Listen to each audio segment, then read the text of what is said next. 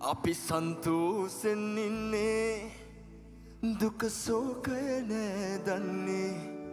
අයියා මල්ලි වගේ අයියා මල්ලි එක හැලියේ බත්